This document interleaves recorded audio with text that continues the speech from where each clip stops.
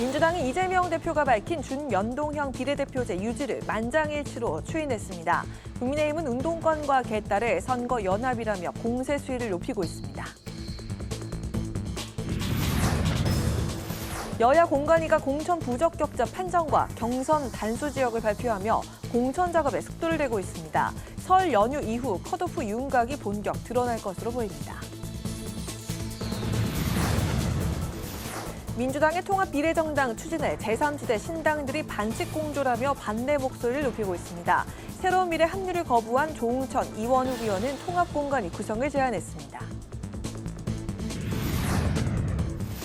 4월 총선을 앞두고 이번 주 이슈가 된 현안과 관전 포인트를 짚어보는 2024 총선 픽스토리. 오늘은 더불어민주당이 준연동형 유지와 통합형 비례정당을 만장일치로 추인한 것에 대한 평가와 이번 결정이 총선에 어떤 영향을 주게 될지 예측해보겠습니다.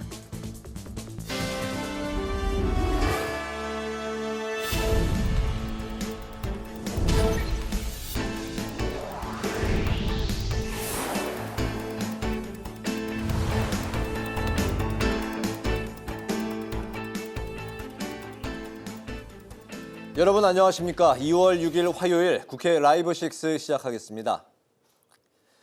국민의힘은 더불어민주당의 현행 준연동형 비례대표제 당론 결정에 운동권, 개딸 연합 등의 발언을 쏟아내며 연일 강도 높은 비판을 이어갔습니다. 국민의힘은 설 연휴를 앞두고 간병비 부담 국가 책임 강화 등 어르신 공약을 발표하며 총선 민심 잡기에도 주력했습니다. 김동길 기자가 보도합니다.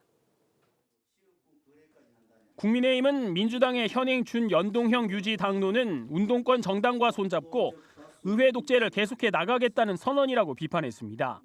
운동권 개딸 선거 연합으로 당대표 방탄을 계속하겠다는 것이라며 날을 세웠습니다. 또 위성정당 방지법도 과반 이상의 의석수를 가진 민주당이 마음만 먹으면 통과시킬 수 있었는데도 책임을 여당에게 덮어씌우고 있다고 지적했습니다. 멋지게 지면 무슨 소용이냐 식의 선거할 주판 튕기기와 내분 때문에 준연동형에서 병립형으로, 병립형에서 권역별로 갔다가 다시 준연동형으로 회귀한 것을 온 국민이 다 알고 있습니다. 국민의힘은 설 연휴를 앞두고 어르신 공약을 발표하며 민심 잡기에 총력을 기울였습니다. 국민의힘은 간병비 급여화를 추진하고 간병 비용의 연말정산 세액 공제를 함께 추진하겠다고 밝혔습니다. 또 경로당과 노인복지관을 통한 점심 제공을 주 7일까지 단계적으로 확대하고 어르신들의 건강한 생활 지원을 위한 노쇠 예방운동 프로그램 개발을 약속했습니다. 어르신들의 의료, 요양, 돌봄, 일상생활에 대한 국가 지원을 강화하면 어르신들의 삶의 질을 개선할 수 있을 뿐만 아니라 자녀들에게도 부양의 부담을 덜고 일상과 경제 활동에 더욱 집중하도록 도움을 드리게 될 것입니다. 한편 국민의힘 지도부는 5선의 서병수 의원과 3선의 김태호 의원에게 험지로 분류되는 민주당 전재수 의원의 지역구인 부산 북강서갑과 김두관 의원의 경남 양산을에 출마를 요청했다고 밝혔습니다. 서 의원은 당의 결정에 따르겠다며 사실상 수용하겠다는 입장이고 김 의원은 고민 중인 것으로 전해졌습니다. 본격적인 공천 심사에 앞서 다선 중진 의원에 대한 험지 출마 신호탄이 아니냐는 해석이 나오고 있습니다. 국회 방송 김동길입니다. 더불어민주당은 오늘 총선 경선 후보를 1차로 발표했습니다. 이명백 공관위원장은 발표 명단에 이름이 없어도 선당 후사 정신으로 승복하고 당의 승리를 위해 원팀이 돼달라고 강조했습니다. 김동희 기자입니다. 엿새 동안 79개 지역구 공천 후보자를 면접 심사한 더불어민주당은 오늘 1차 결과를 발표했습니다. 심사를 마친 36개 지역구 중 23곳은 경선을, 13곳은 단수 공천하기로 했습니다. 현역 의원이 있는 곳은 15곳, 원외 지역구는 21곳입니다. 서울 서대문구 을에선 재선 김영호 의원과 문석진 전 구청장이, 송파구 병에선 3선 남인순 의원과 박성수 전 구청장이 경선에서 맞붙습니다. 서울 송파구 을에선 송기호 지역위원장과 박지현 전 비대위원장, 홍성룡 전 서울시 의원이 만납니다.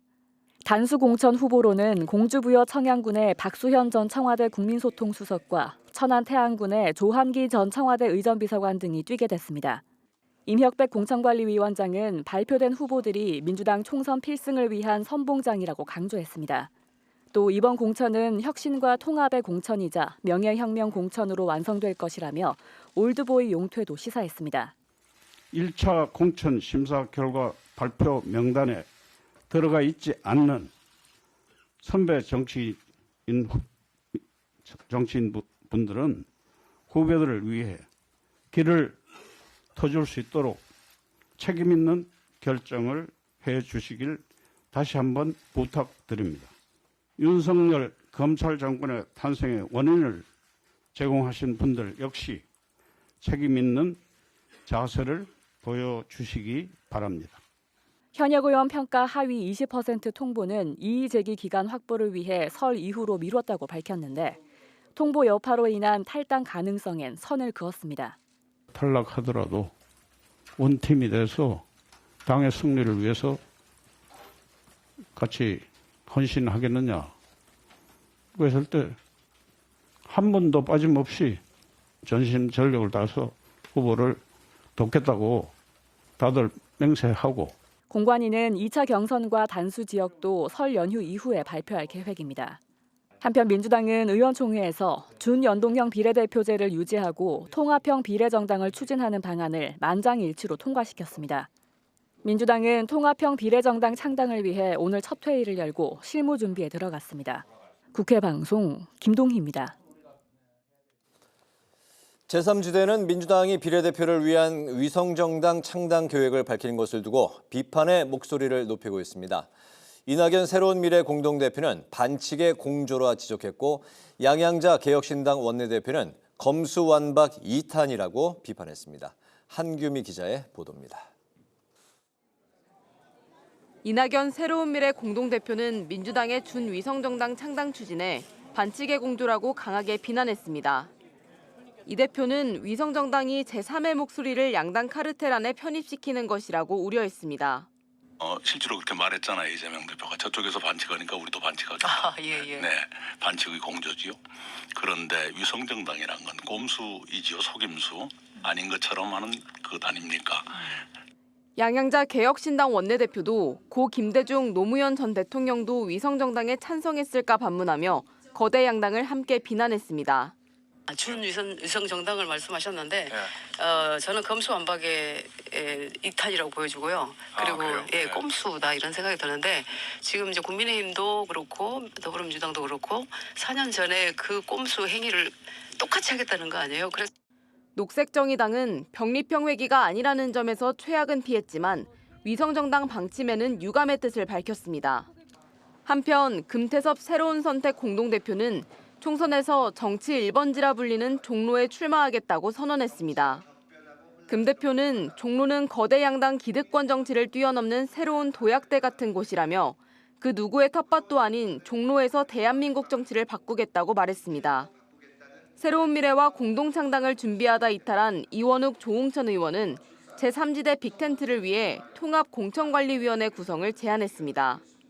이원욱 조홍천 의원은 또 제3지대 공통의 최소 강령으로 기본권 국가를 내세우고 5대 핵심 가치로는 변화와 평등, 포용, 인정, 그리고 미래를 제시했습니다.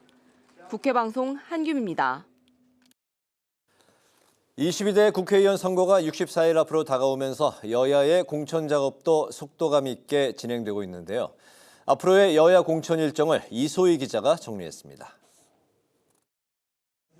출범 이후 시스템 공천과 세대 교체를 강조해온 국민의힘 공천관리위원회. 신4대학 범죄 등 엄격한 공천 룰을 발표하며 공천 작업에 초석을 깔았습니다. 지난주 공천 신청자 접수를 마감한 국민의힘은 이번 주 부적격자 심사와 후보별 경쟁력 여론조사에 본격 돌입합니다. 부도덕한 후보를 국민에게 선보이는 구태정치 전형을 끊어버리도록 하겠습니다. 후보자 면접은 설 이후인 오는 13일부터 일주일 동안 진행되는데 오늘 공관위가 부적격 대상자로 확정 지은 29명은 면접을 볼 수 없습니다. 이후 면접 점수와 여론조사 등을 합산한 현역 교체 지수가 산출되면 하위 10% 컷오프 대상자가 걸러질 예정입니다. 공관위는 공천 심사를 마친 뒤 단수 추천 지역을 우선 발표하고 이후 우선 추천과 경선 지역도 발표할 방침입니다. 더불어민주당 공천관리위원회는 국민 의견 수렴에 방점을 찍고 공천 심사를 진행하고 있습니다. 공천에서부터 국민이 참여하도록 하는 것이 국민 참여 경선제입니다. 국민의힘보다 타임라인이 앞서 있는 민주당은 설 연휴 이후 현역 의원 평가 하위 20% 대상자에 대한 개별 통보를 시작으로 본격적인 컷오프 절차에 돌입합니다. 1차 경선 투표는 오는 19일부터 사흘간 진행되고 결과는 마지막 날인 21일 공개됩니다. 민주당은 1차에 없었던 2차 경선 지역과 단수 지역 등도 연휴 이후에 발표할 예정입니다. 지난달 현역 의원 불출마 지역 등 17곳을 전략 공천지로 지정한 전략공천관리위원회도 본격적인 작업에 속도를 낼 전망입니다. 추미애 전 장관과 전현희 전 권익위원장 등 중진급 인사의 전략공천 이야기가 나오는 가운데 민주당이 영입 인재 14명을 어떻게 활용할지도 관심사로 꼽힙니다. 여야의 공천 작업이 모두 마무리되면 이달 말쯤 여야 대진표의 윤곽이 드러날 것으로 보입니다. 국회 방송 이소희입니다.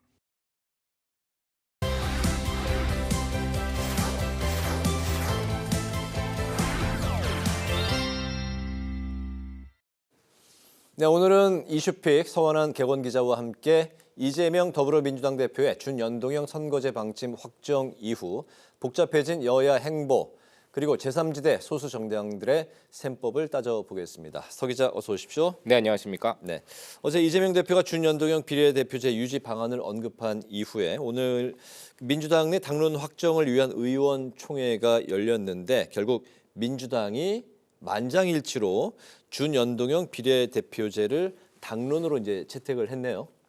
네, 그렇습니다. 이 더불어민주당은 오늘 오후 의총을 열고요. 이 4월 총선 비례대표 배분 방식을 이 현행인 준연동형 비례대표제로 유지하는 방안을 논의했고 이를 당론으로 확정을 했습니다. 네. 이 사실 어제 이재명 대표가 기자회견에서 이를 당론으로 추진하겠다고 밝힌 만큼 오늘 의총에서 의원들로부터 큰 반발 없이 추인받을 것으로 예상이 된 바 있는데요.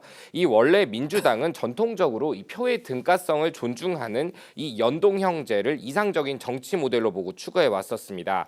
하지만 이번 총선에서는 제1당을 놓칠 수도 있다라는 우려 탓에 이 당 지도부 일각에서 이 병립형의 회귀 필요성이 제안이 됐고 이에 다수의 의원들이 그렇다면 준연동형 사수로라도 가야 한다라는 목소리가 높았던 상황이었습니다.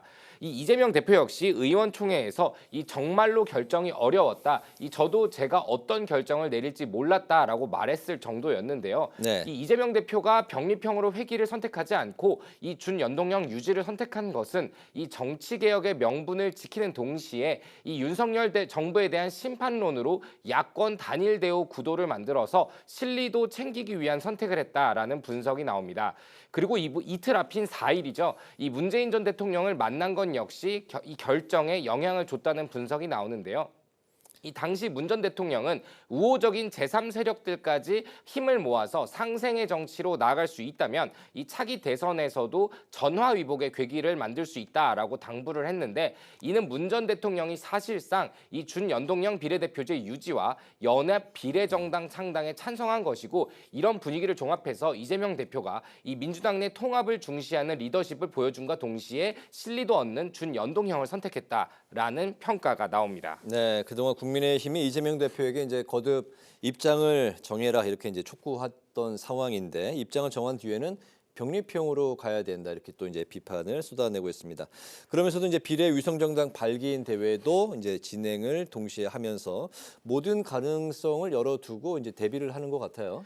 네, 그렇습니다. 이 국민의힘 윤지혁 원내대표는 오늘 원내대책회의에서 마이크를 잡자마자 이 민주당이 결정한 이 연합 위성 비례정당에 대해서 비판하고 나섰습니다. 네. 이 운동권 개딸 선거연합이다라는 건데요. 이 압도적인 다수 의석으로 위성정당 방지법도 통과시킬 수 있었던 게 민주당인데 갑자기 약자 코스프레를 하고 있다고 비꼬은 겁니다.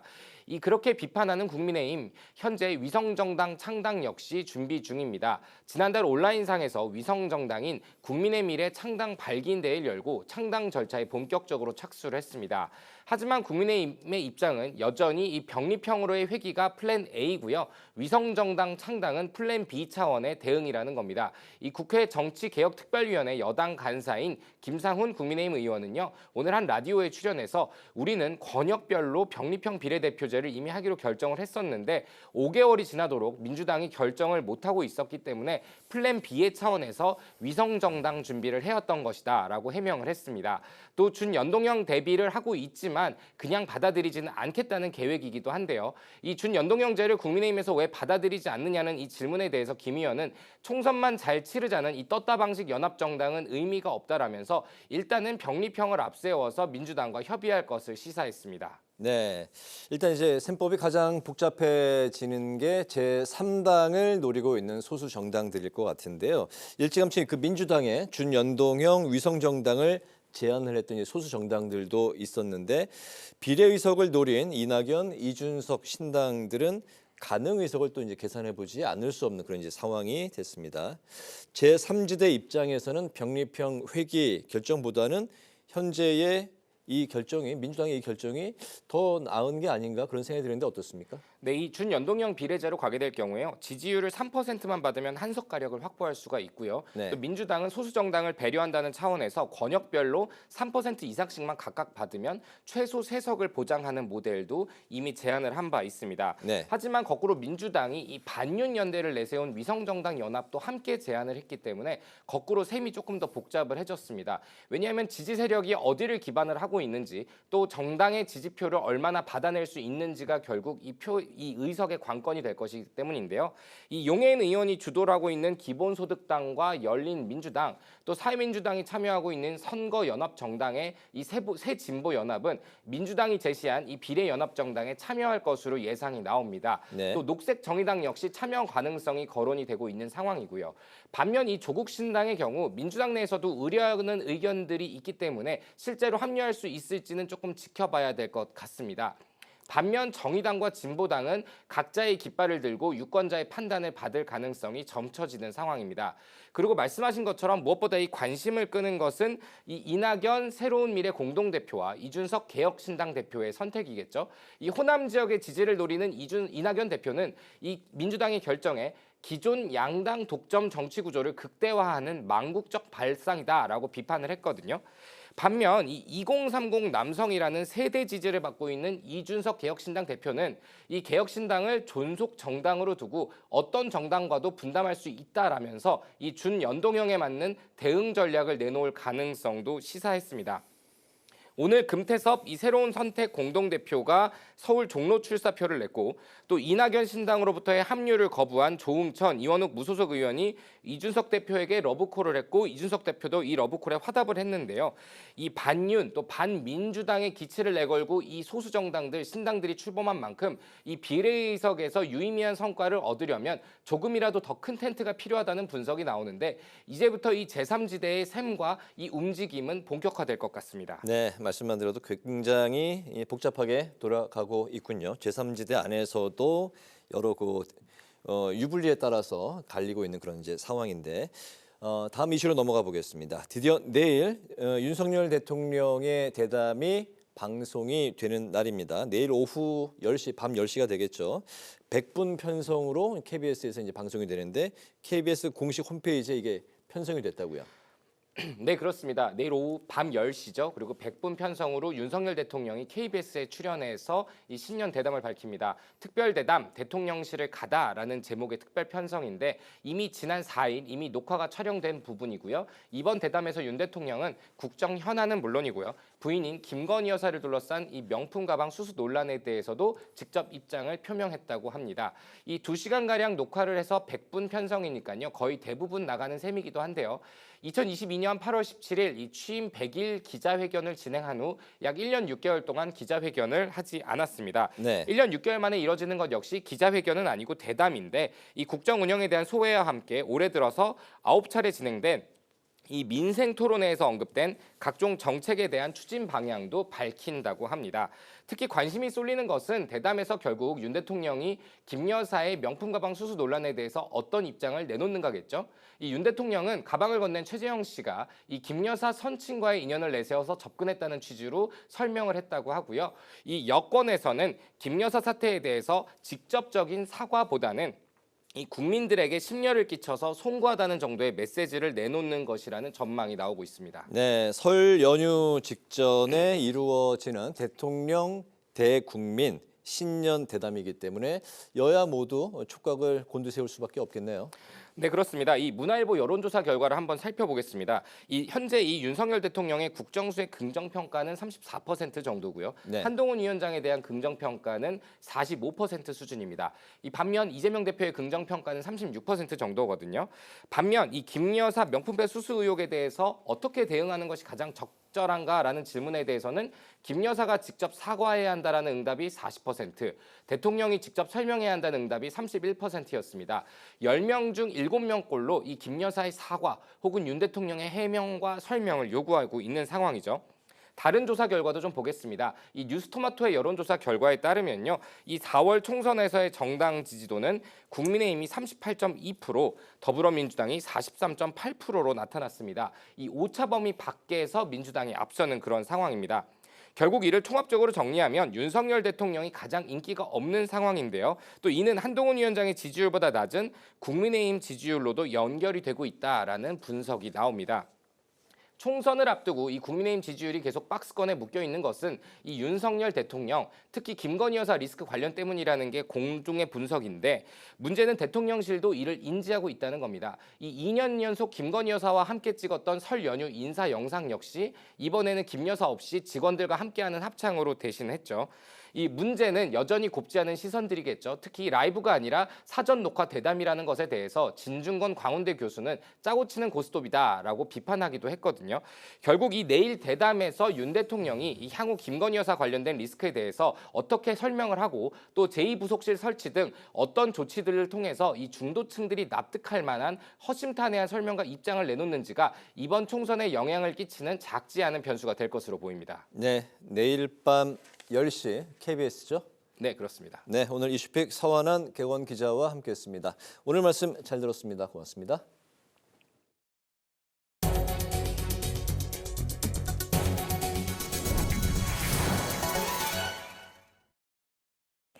국민의힘이 총선 공약을 지역별로 전달하는 국민택배 2.0 지역 영업소를 전국 17개 시도에 열었습니다.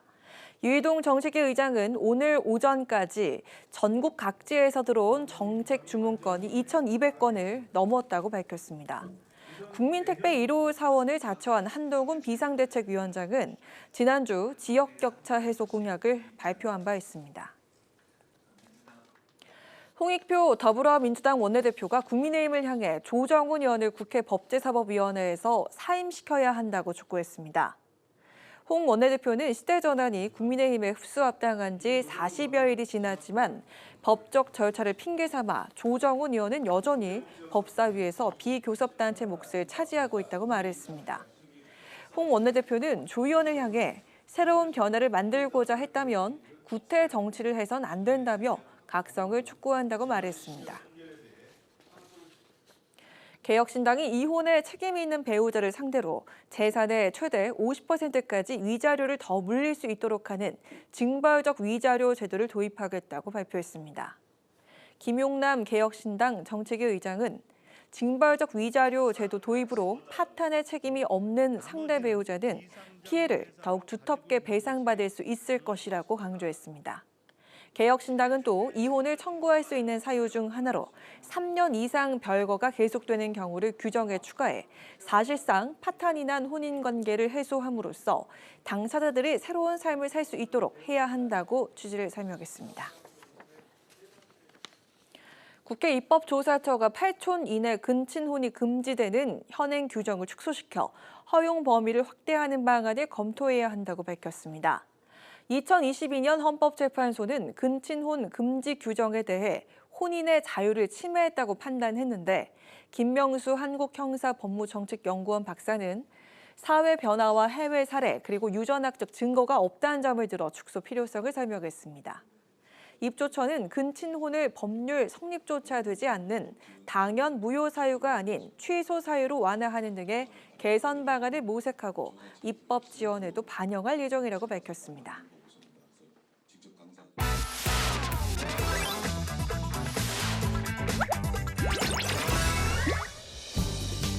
(2월 6일) 강아랑이 전해주는 정치권의 뜨거운 말말말 강아랑의 정치랑입니다. 첫 번째는 분식 먹는 양당 지도자입니다. 한동훈 국민의힘 비대위원장과 이재명 민주당 대표가 같은 날 나란히 전통시장을 찾았습니다.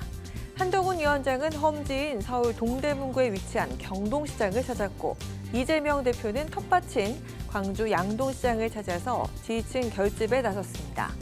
서로를 겨냥한 기싸움도 여전했습니다. 신용대사면 지금 그냥 하면 됩니다. 그래서 지금이라도 바로 공약하지 말고 지금 당장 할 수 있는 일 정부 여당이 나서서 실천해 주시기를 부탁드립니다. 권한을 가지고 있는 이 정부 여당이 잘못된 국정기조를 바꿀 것 같지가 않아요. 결국은 죽비를 때려야 되지 않습니까? 지금 우리가 하는 정책들은 공약과 동시에 실천으로 이어지고 있잖아요. 이게 무슨 말이에요? 그분 매번 때립니까?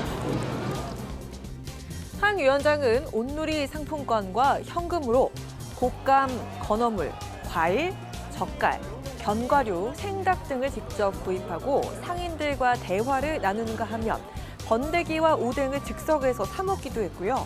이 대표 역시 파란색 장바구니를 들고 떡, 밤, 대추, 도너츠 등 음식을 구매하는가 하면 김이 모락모락 나는 한 분식집에 들러서 떡볶이를 맛보기도 했습니다. 특히 노무현 전 대통령이 생전에 방문했던 국밥집을 또 찾아서 눈길을 끌었습니다. 또한 한 비대위원장은 현장에서 전통시장 상품권을 2배로 늘리겠다는 공약을 발표했고요. 이 대표는 지역 카페 예산을 언급하면서 서민 정책을 강조했습니다. 상품권을 쓰는 거 2배로 늘린다는 말씀을 드렸고요. 공약을 하기 전과 이후가 분명히 다른 실용적이고 현실적인 공약을 내고 실천할 것이라는 말씀입니다. 이런 어려운 때일수록 이 서민 정책들을 좀 강화하면 좋겠다. 그중 대표적인 게 여러분들이 직접 체감하고 있는 지역 화폐 예산이죠. 설 연휴를 앞두고 민심을 청취하며 민생 행보를 이어가겠다는 여야 리더의 시장행. 먹고 사는 문제에 대한 진중한 접근을 비롯해 치솟은 고물가 해결책 등이 이어져야 할 것으로 보입니다. 두 번째 주제는 준위성정당입니다. 준연동형 비례대표제를 만장일치로 추인한 민주당이 준연동형 비례대표제 유지 및 준위성정당 창당 방침과 관련해 재차 사과에 나섰습니다. 여당이 반칙에 대응해야 한다는 현실을 고려하더라도 민주당이 위성정당 금지 입법을 마무리하지 못하고 준위성정당을 추진하게 된 점에 대해서는 다시 한번 국민들께 깊이 사과드립니다. 앞서 이재명 대표는 대의를 반영한 절반의 위성정당이란 점에서 국민의힘과의 차이점을 강조하기도 했습니다. 윤석열 정권 심판이라는 기치 아래 함께 연합화돼 선거 이후엔 합당하지 않는 점에서 기존 위성정당과 다르다는 겁니다. 이 대표 지역구인 인천 계양을에 출사표를 던진 원희룡 전 장관은 준위성정당이란 말장난을 꼬집으면서 준 대표로 바꿔 부르는 건 어떠냐고 직격하기도 했습니다. 불가피한 선택이었다고 보고 있습니다. 지난번과 같은 민주당 주도의 일방적인 위성정당은 아니고 시민사회단체 또는 소수정당과 연합해갖고 통합형 비례정당을 만들겠다고 했기 때문에 준위성정당이라고 봐야겠죠. 네. 최악의 상황인 권역별 병립형 회기를 피하며 한숨을 돌리게 된 제3지대. 거대 양당이 위성정당을 만들 경우 준연동형으로 얻는 효과가 미미해 민주당의 통합 비례정당 구상엔 경계심을 드러냈습니다. 이재명 대표가 저쪽에서 반칙하니까 우리도 반칙하겠다. 네, 반칙의 공조지요. 그런데 위성정당이란 건 꼼수이지요, 속임수. 아닌 것처럼 하는 것 아닙니까? 민주당의 우산 안으로 편입시키겠다는 것 아니겠습니까? 준위성 정당을 말씀하셨는데 저는 검수완박의 이탈이라고 보여주고요. 그리고 꼼수다 이런 역사의 심판을 받게 될 거다. 결론적으로 민주당은 국민의힘과 다름없이 위성정당을 만들게 됐는데요. 위성정당 사태를 4년 만에 반복하게 된 상황에 여야 모두의 책임이 뒤따를 것으로 보입니다. 지금까지 강아랑의 정치랑이었습니다.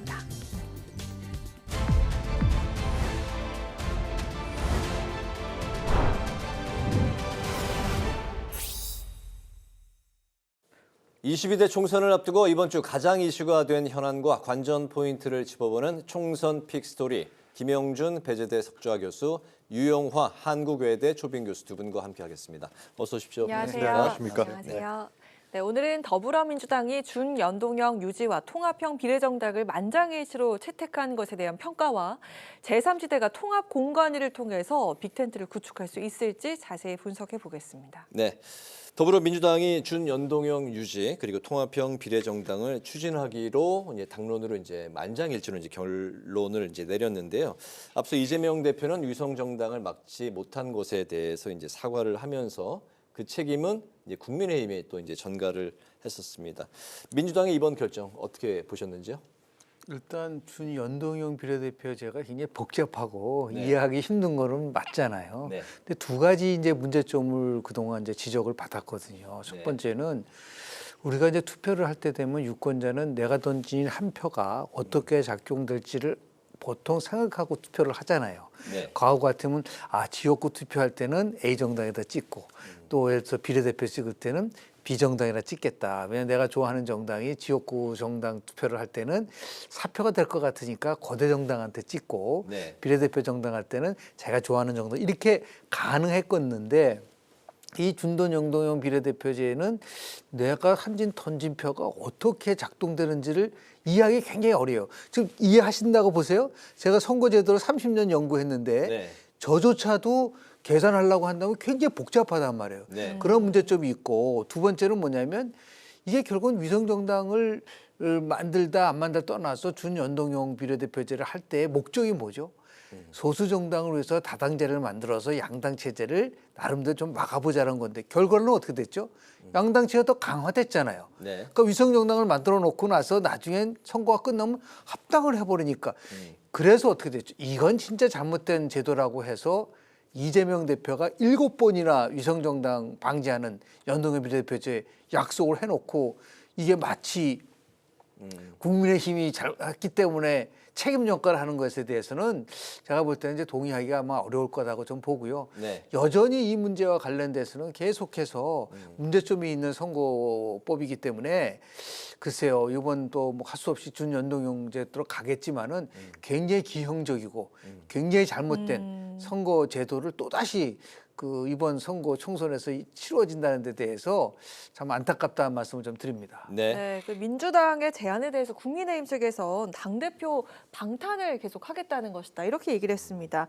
국민이 알기 쉬운 병립형으로 다시 돌아가야 한다. 이렇게 얘기도 했고요. 제3지대는 위성정당의 다른 이름이라고 비판을 했고 그 용해인 새진보연합 위원장은 환영한다. 이렇게 뜻을 밝혔습니다. 반응이 엇갈리고 있는데 어떻게 평가를 좀 하실까요? 준연동형 비례제는 이렇게 어려운 제도는 아닙니다. 1인 2표를 하는 거죠. 한 표는 지역구 의석수에 던지고 또 한 표 자기가 좋아하는 자기가 호감이 가는 정당에 투표하면 그에 따라서 연동이 돼서 그 결과가 나타나는 거고 이제 우리나라의 준연동 제도는 좀 지금 교수님도 말씀하셨지만은 좀 문제가 있는 거죠. 왜냐하면은 독일의 그 연동형 제도, 연동 비례제도, 정당 명부식 비례제를 차용한 것인데 독일의 그 연동형 비례제는 지역구가 299석, 비례가 290석, 동일합니다. 동일하군요. 네, 동일해요. 그래서 이제 그것도 연방 국가이기 때문에 주마다 이렇게 나눠져 있고 그러니까 지역구에서 의석수를 낸 정당이 또 비례에서도 의석수를 낼 수가 있습니다. 물론 이제 얘기하면 좀 복잡합니다만 정당 득표율에 따라서. 근데 우리나라의 지금 준연동형 비례제라는 것은 지역구에서 의석수를 낸 정당은 비례가 47석밖에 안 되기 때문에 비례에서 의석수를 낼 수가 없어요. 지난 국회에서 이거를 그냥 차용했죠. 거기다 이제 캡까지 씌웠고. 근데 이건 간단해요. 만약에 진짜 다당제를 원하고 비례성과 대표성을 강화한다 그러면 의원수를 늘리면 됩니다. 의원수를 늘리면은 지금과 같은 변형된 형태의 사과하거나 이럴 필요가 없는 거예요. 근데 국회가 국회 방송입니다만은 국회의원들이 별로 국민들부터 불신을 받으니까 의석수를 못 늘리는 거예요. 그럼 지역구 의석수를 줄이면 되는데 그것도 못 줄여요. 왜냐하면 현역 의원들의 기득권이 워낙 강하지 않습니까? 동의 안 할 거란 말이에요. 선거제도라는 건 다 동의를 해야 되기 때문에. 그러한 문제가 있으니까 지난번 총선에서 국민의힘 전신이 새누리당입니까? 위성정당을 만들고 민주당이 따라서 위성정당을 만들었단 말이죠. 근데 이번에도 이제 그게 문제가 되는 건데 비례제도로 돌아간다는 과거 회기형이기 때문에 한동훈 위원장이 얘기하는 거는 현재 사회의 다양성이라든가 어떤 그 다양한 욕구와 욕망 이런 부분들을 국회에서 수용하지 못하기 때문에 더 국회에 대한 불신이 강해집니다. 그런 점들은 다 의원들이 다 동의하고 있을 거예요. 그럼 어떻게 할 것이냐? 왜냐하면 정치 현실이거든요, 이거는. 양당이 싸워서 이겨야 되거든. 이 문제가 걸려 있는 거죠. 그래서 국민의힘은 미리 국민미래당이라 그래서 위성정당을 창당했죠. 창당 발기인 데까지 열었어요. 그래서 민주당이 위성정당을 만들었다 하는 걸 못 기억하는 것 같고 일단. 그래서 민주당에서는 그런 생각을 했겠죠. 권역별 비례로 가자. 그런데 그 소수정당을 배려하는 부분들에서 국민의힘하고 협상이 결렬된 것 같아요. 그러니까 이재명 대표가 얘기를 한 건데 그런데 조금만 더 말씀을 드리면 그러니까 민주당 입장에 봤을 때는 지금 이번 총선이 윤석열 정권 심판 선거다, 중간 평가다, 심판 선거라는 강하게 하고 있고 최근에 여론조사에서도 지난주 한국갤럽 여론조사에서 윤석열 대통령이 29%까지 나오고 부정 평가가 60%를 넘었단 말이죠. 이게 1년 이상 지속되고 있기 때문에 그럼 야당은 그런 민심을 받아서 야권 지지자들이나 국민의 민심을 받아서 선거에 승리해야 되는데 이게 기존의 비례제로 가면은 이게 뭐 여러 가지 민주주의 문제라든가 국회에 대한 불신이 더 가중될 것 같고 그렇다고 하니 위성정당을 만들자니 위성정당 이재명 대표가 안 만든다 그랬고 비례제도 선거제도는 이렇게 고착화돼 있고 그러니까 이제 통합형으로 해서 민주진보 개혁 세력을 함께해서 거기 민주당이 들어가서 거기서 비례 의석수를 서로가 선정하겠죠. 그렇게 해서 선거에 임하겠다. 이렇게 한 것인데 아무래도 그 국민의힘의 어떤 그 위성정당 모델보다는 이 모델이 좀 더 진화된 모델이다 이렇게 평가할 수 있을 것 같습니다. 알겠습니다. 지난 21대 총선에서는 비례대표 의석 총 47석 중에서 30석이 준연동형 그리고 이제 병립형이 17석이었는데 현재 22대에서는 47석 모두 준연동형이 이제 가능한 그런 이제 그 상황이고 여야 협의가 이제 남아 있는 상황이 되겠죠. 다음 이슈로 넘어가겠습니다. 가장 이제 여야 간에 또 당 내에서도 첨예하게 벌어지고 있는 게 당내 공천 갈등인데요. 여야가 이제 본격적으로 컷오프 절차에 돌입을 했습니다. 국민의힘은 부적격자를 걸러내기 위한 서류 심사에 이제 돌입을 했고 민주당은 현역 평가 하위 20% 명단을 개별적으로 이제 통보할 예정인데 국민의힘은 이제 대통령실 출신 인사들이 현역 의원이 있는 곳 특히 이제 국민의힘의 텃밭이라고 할 수 있는 강남 영남권 이런 지역에 도전장을 내서 이제 논란이 되고 있고 민주당은 컷오프에 비명계가 과연 얼마나 이제 포함이 되느냐 이게 이제 또 관심사고 이제 관전 포인트인 것 같습니다. 공천 갈등 좀 어떻게 지켜봐야 될까요? 공천에 대해서는 뭐 정말 할 말이 많죠. 선거가 며칠 남았죠? 64일 남았는데 아직까지도 후보자를 선정하지 못한다는 대한민국의 정말 수준 이하의 행태가 계속되고 있는 거 아니겠습니까? 선거라는 게 유권자와 만나서 준비도 하고 자기 정책도 개발하고 해야 되는데 더 나아가서 선거구 획정도 아직 안 됐기 때문에 내가 어딜 나갈지도 모르는 이런 참담한 상황 속에서 여야가 공천 나름대로 과정을 거친다는 것에 대해서 일단 두 정당, 거대 정당보다도 국민들로부터 질타를 받아야 된다라는 말씀을 좀 드리면서요. 지금 국민의힘 같은 경우는 크게 세 가지 공천과 관련된 부분이 있겠죠. 하나는 단수 공천이라 해서 그냥 무조건 공천을 주는 거가 있고 가장 핵심적인 것이 이제 전략공천 지역이라고 봐요. 이 전략공천 지역 한 50곳 정도 되는데요. 여기에 과연 어떤 인물들을 그런 이제 공천관리위원회에서 임의적으로 공천을 할 수 있는 부분들이 있기 때문에 다만 나머지 지역 같은 경우는 그건 시스템 공천에 의해서 움직일 수밖에 없어요. 나름대로 다 기준이 정해져 있기 때문에 그래서 원칙적으로 따지면은 공천이야 뭐 자기가 신청하고 싶은 대로 하지만 이번 국민의힘에서는 특이한 사항이 뭐냐면 통상적으로 대통령실이라든지 이 정부에서 열심히 했던 사람은 민주당의 험지를 가서 경쟁을 해야지 그게 정상적이지 않나요? 그런데 어떻게 그게 아니라 영남에 국민의힘 특히 초선 의원 지역에 가가지고 공천을 한다든지 아니면 강남 쪽에서 공천을 한다든지 이러다 보니까 이게 도대체 왜 이런 현상들이 나타나는지, 혹시 대통령실에서 근무한 부분들이 공천에서 어떠한 이득이 작용되지 않을까라고 하는, 이것이 가장 큰 관심거리가 될 수밖에 없는 거거든요. 네. 그래서 뭐 공천관리심사위원회에서 어떠한 결정을 내릴지는 모르겠지만 분명한 것은 이 공천 파동이라는 거를 굉장히 많이 우리가 겪었었지 않습니까? 네.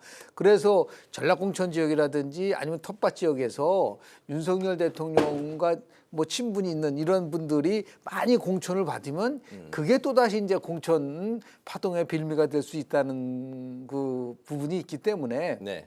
정말 어떻게 이 문제를 풀어갈 것인가를 한번 좀 국민의힘 공천 과정 속에서는 지켜봐야 되지 않을까라는 생각이 좀 들고요. 네. 민주당의 공천 과정을 보면 핵심은 지금은 뭐 모든 공천 과정이 뭐 지도부가 이제 장악을 하고 있다고 보는데 네. 뭐 오늘도 보면은 뭐 공천관리위원장이 윤석열 정부 탄생에 기여한 사람에 대해서는 책임을 져야 된다는 그런 식으로 이게 하면서 친문하고 친명의 갈등이 아주 굉장히 잠재돼 있는데 이 부분을 어떻게 해소할 것이냐가 중요한 나름대로 민주당 공천에 있어서의 핵심적인 요소라고 저는 봅니다. 네, 문재인 전 대통령이 이제 이재명 대표 만난 자리에서 우리는 하나다, 친명 뭐 친문 없다 이렇게 이제 언급을 했는데 네. 당내 갈등의 불씨는 완전히 뭐 사그라들지는 않는 것 같습니다. 어떻습니까?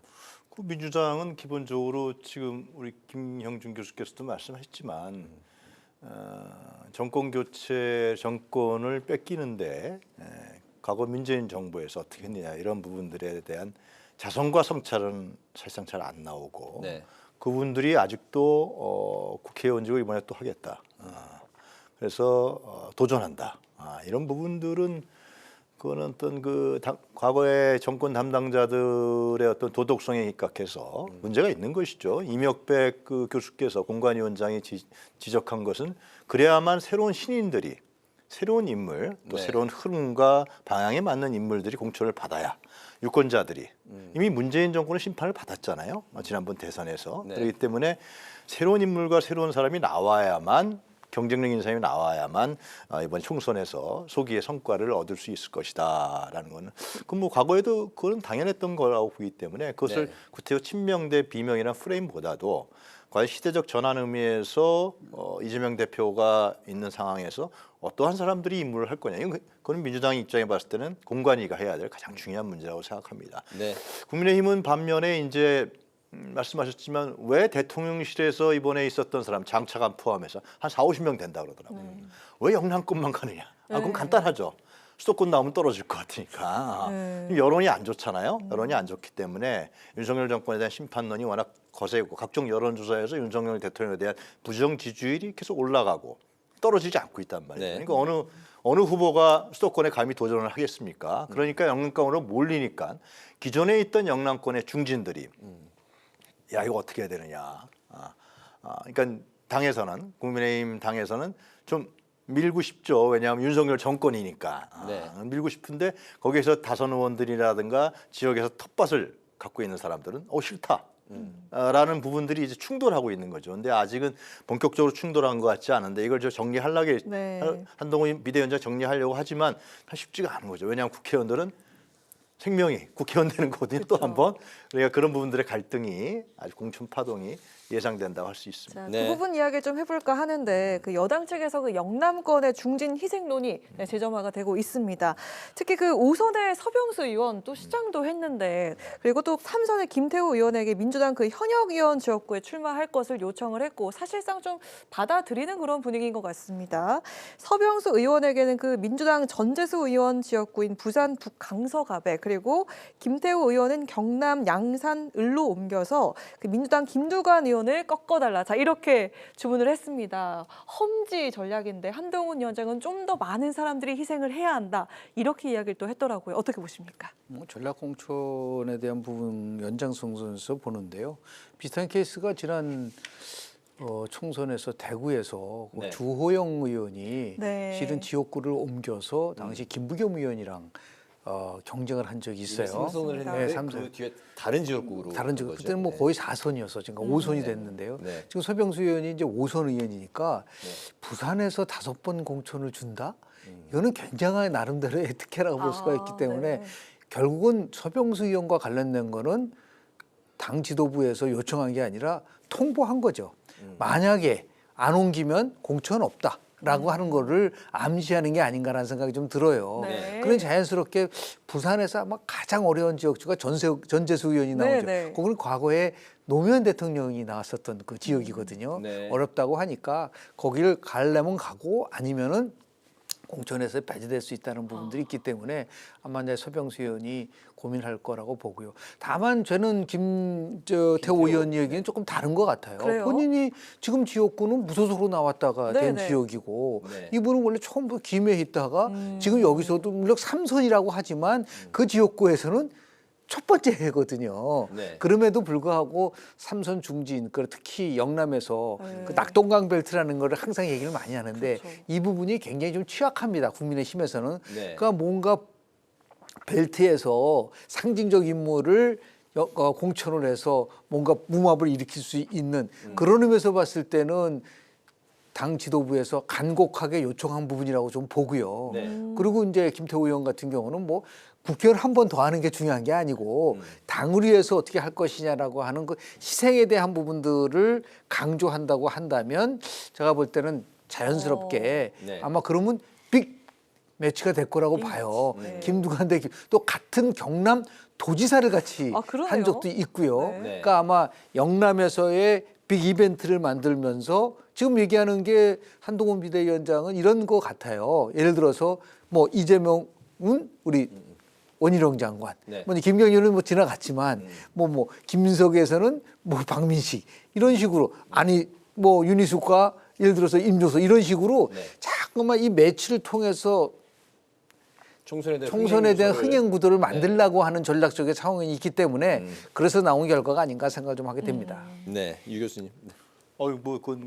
국민의힘 입장에 봤을 때 네. 그런 중진들이 예를 들면 영남권에 그런 빅매치에 뛰어든다는 것은 고무적이겠죠. 뭐 서병수 의원은 뭐 잘 설명하셨지만은 그 여러 가지 공천 문제에 있어서 계속해서 힘들지 않냐라는 얘기 계속 나왔던 거 본인이 선택하는 것 같고요. 그러나 이제 김무성 전 의원이 부산 영도에 나온단 말이죠 지금. 그리고 친박계의 최경환 전 부총리가 경산에 나오고 또 유영하 변호사가 박근혜 전 대통령과 워낙 밀접한 이번에 북건스도 했었죠. 대구 달성에 나오고요. 그래서 그런 뇌관들이 지금 있습니다. 그리고 본래 이뇨한 위원장이 얘기했던 거는 영남권 중진들 당신들 좀 서울로 가라. 수도권으로 가라. 근데 아무도 대답을 안 했거든요. 김기현 대표도 나는 여기서 하겠다. 지금 그러고 있는 상황이기 때문에 물론 이번에 이 부분들이 영남권 중진들한테 어떤 영향을 미칠지는 봐야겠습니다만은 그 뇌관은 뭐 그건 민주당도 마찬가지죠. 그건 민주당도 마찬가지지만 국민의힘의 그 뇌관이 아주 자리 잡고 있다. 한동훈 공관위원장이 용산의 용산의 암묵적인 뜻도 같이 받들면서 공천을 잘 관리하고 정리할 사람 정리하고 특히 TK 지역이죠. TK와 PK 지역에 거기는 뭐 국민의힘 깃발 들고 나가면 당선되는 것이 상당히 유력하니까 치열하겠죠. 아주 검사 출신들도 있고 대통령 출신도 있고 그런 분들 어떻게 정리할지 지켜봐야 될 것 같습니다. 네.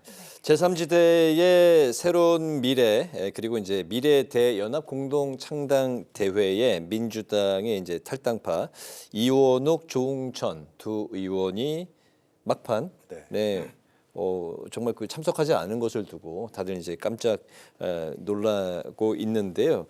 뭐 이낙연 이제 대표가 이제 오늘 방송에 출연해서 대표 자신도 본인도 놀란 심경을 이제 표현을 했습니다.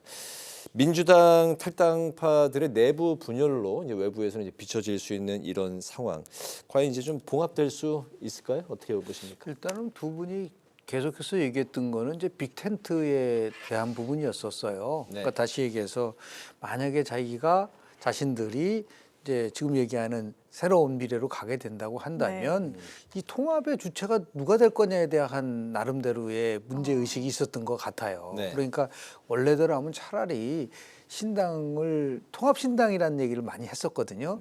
그래서 본인들은 어떻든 간에 빅텐트를 만들어서 공동의 가치를 갖고 그리고 공천 뭐 통합공천관리위원회라는 얘기도 처음 들어보는데 하여튼 그런 걸 통해서 그 나름대로 아주 견고한 빅텐트를 만드는 것에 앞장서겠다고 하면서 다만 이제 이런 얘기는 했어요.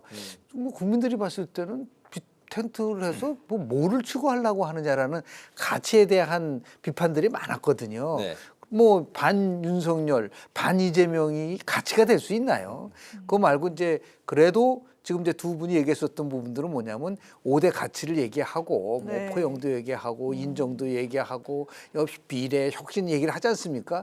이 가치 속에서 같이 뭉치자라고 하면서 나름대로 설 전에 이게 이루어졌으면 좋겠다는 얘기를 계속 했었습니다.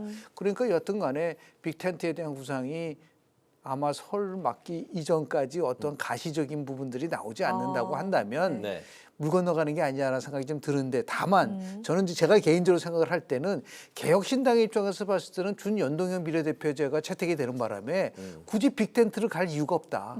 오히려 독자적으로 가는 것이 훨씬 더 자신들이 갖고 있는 나름대로의 득표율이 다른 정당보다도 높기 때문에 지역구에서 얻지 못하면 이번에 또 47석으로 늘어나기 때문에 비례대표에서 최소한도 5 내지 7석, 8석까지 얻을 수만 있다면 독자적인 행보를 취하지 굳이 빅텐트로 들어가서 거기서 비례대표를 가지고서 또 갈등을 일으키겠는가 그런 의미에서 볼 때 저는 그렇게 쉽지 않을 거라고 좀 봅니다. 빅텐트가. 그 이준석 대표가 그 통합 공간이 요거에 대해서 좀 합리적이고 난 찬성한다 이렇게 밝혔던 건 이건 어떤 이유일까요? 뭐 지금 상황에서는 그런 거가 되죠. 근데 저는 꼭 한번 지적을 하고 싶은 게 그게 정당법상으로 그게 가능한가요? 이게 다 통합이 된 상태에서 통합공천관리위원회를 만들지만 그것도 아닌 상태에서 뿔뿔이 있으면서 예를 들어서 지역구는 우리가 나가고 안 나가고 그거 담합 아니에요? 과거에 보면은 동해에서 공천 있었어요. 88년도로 제가 기억이 나는데 그때 당신 나와라 나오지 말라. 그 당시에 중앙선거관리위원장이 누구였었냐면요. 이회창 총리였었어요. 준엄하게 각 정당에다가 경고 메시지를 보냈잖아요. 그래서 사전에 통합된 그 구체적인 당 정당을 가진 다음에 조정한 건 모르지만 그것도 갖추지 않은 상태에 나와가지고 무슨 뭐 비례는 어떻고 지역구는 어떻게 나간다? 그게 과연 허용될 수 있는 건지에 대해서 저는 본질적인 문제 제기를 좀 합니다. 88년 아니고 98년인가요? 아니 88년도입니다. 88년도. 그 당시에 4당이 붙였거든요. 예, 알겠습니다. 유 교수님 마지막으로 좀 정리해 주시는 말씀 들어볼까요? 일단 저는 빅텐트는 전혀 아닌 것 같고요. 빅텐트라는 거는 어떤 세력들이 지지 기반을 갖고 있는 세력들이 모였을 때 이것이 하나에 쭉 모여지면서 그것이 시너지 효과가 일어나는 것인데 이원욱, 조응천 이 두 분들 또 김정민 이분들은 그냥 사실상 의정활동에 있어서 언론에 나와서 이재명 대표에 대한 비난 일색이었던 거죠. 야당으로서 현 정권에 대한 비판과 견제에 대한 문제보다도 저는 의정활동까지는 잘 모르겠습니다만은 하여튼 언론에 비친 모습은 반 이재명, 뭐 이낙연 전 대표도 예외는 아니었고요. 나왔는데 춥죠. 안에 있어서 계속 이재명 비난했던 게 더 따뜻하죠. 언론에서 계속 받아주니까. 나와 보니까 이건 아니거든요. 그런데 또 이낙연 전 대표도 뭔가 좀 있을 줄 알았는데 보니까 호남에서 지지도 그렇게 높지 않단 말이에요. 어떻게 보면 상당히 비난세가 강하단 말이죠. 개인적 이해관계에서. 그러니까 이제 헷갈리는 거죠. 어떻게 할 건가. 그러다가 이제 오늘 뭐 제가 들어오기 전에 국회방송 뉴스를 보니까 개혁신당에서 두 분에게 러브콜을 서로 보낸다라는 게 있는데 하여튼 이 두 사람은 뭐냐면 하여튼 어떻게 하든지 간에 국회의원 되는 게 가장 중요한 목적이에요. 조응천 의원 같은 경우도 그 최민희 전 의원이 거의 도전하면서 경선에서 어떻게 될지 몰랐고 이원우 의원도 화성이란 그 민주당한테 굉장히 텃밭이거든요. 거기도 도전자들이 있으면서 쉽지 않았던 상황인데 나와서 이제 비례라도 좀 제 생각입니다 이건. 근데 이낙연 전 대표 쪽에서 비례 좀 어려운 뭐 좀 모르겠어요. 하여튼 그런 게 있는 것 같으니까 굉장히 헷갈리고 어려워서 통합 공간이라는 거 하는 건데 제 생각 뭐 연합공천하자 뭐 그런 거 아니겠습니까? 나도 현 의원이니까. 근데 그런 점들이 봤을 때 이제 제3지대다. 뭐 신당이다. 하면 신당도 아니죠. 이건 신당이라는 것은 새로운 뉴 파티인데 신당은 아닌 것 같고 이런 부분들이 국민들 입장에 봤을 때는 나왔을 땐 대단했는데 뭐 자꾸만 없어 뭐가. 결국은 이제 이준석 신당한테 흡수될 가능성이 좀 크다고 봅니다. 정치적으로 봤을 때. 네, 알겠습니다. 뭐 그 또 조응천 의원이 이준석 대표하고 또 친분이 또 친하답니까? 두텁다는 얘기도 있고 어쨌든 뭐 정치하고는 또 별개일 수도 있으니까 한번 또 지켜봐야 될 것 같습니다. 설 전에 총선 상황 오늘 이제 두 분의 말씀을 통해서 자세히 좀 들어보는 시간을 가졌습니다. 2024 총선 픽스토리 지금까지 김영준 배재대 석좌 교수, 유영화 한국외대 초빙 교수 두 분과 함께했습니다. 오늘 말씀 잘 들었습니다. 네, 고맙습니다. 고맙습니다. 네, 오늘 국회 라이브 6 여기까지입니다. 시청해주신 여러분 고맙습니다.